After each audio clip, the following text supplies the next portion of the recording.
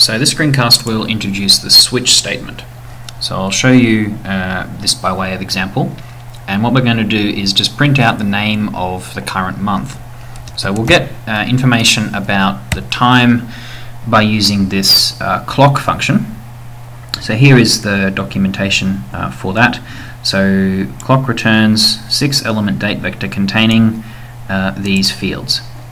So let's use it like that. So C equals clock, and then the month is the second item. Let me move that to the side so you can see. The month is the second item in that vector. So we index it like that. Month is C brackets 2. And so now what we could do, actually first of all let's run that and have a look at what we get. So C here, this is the time at present, and month here is 2, indicating that we are right now in February.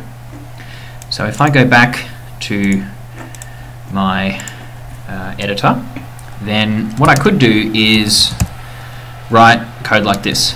So if month equals 1, then display January. Else if month equals 2, display February. Else if month equals 3, and so on and so on and so on, like that. Let's say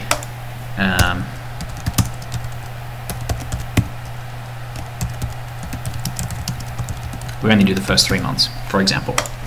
So that is one way that we could solve this problem. But there's another form of syntax that we can use which is a little bit neater for a situation like that. And that is this switch statement. So let's have a look at the help page for switch statement. So this is what it looks like. You have switch and then some expression here and then a series of cases. So this is perhaps most clearly explained by example. So I'll just move that over to the side. So what I will do is produce code which works exactly the same as the chained else if statements below, but just with alternative syntax to express it.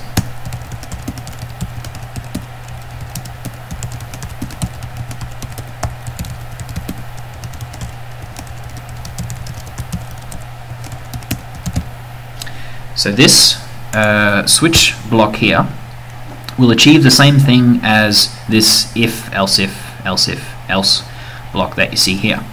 But this syntax is perhaps a little bit nicer. If I had have typed out all of the months, for example, then this would be perhaps neater and easier to see.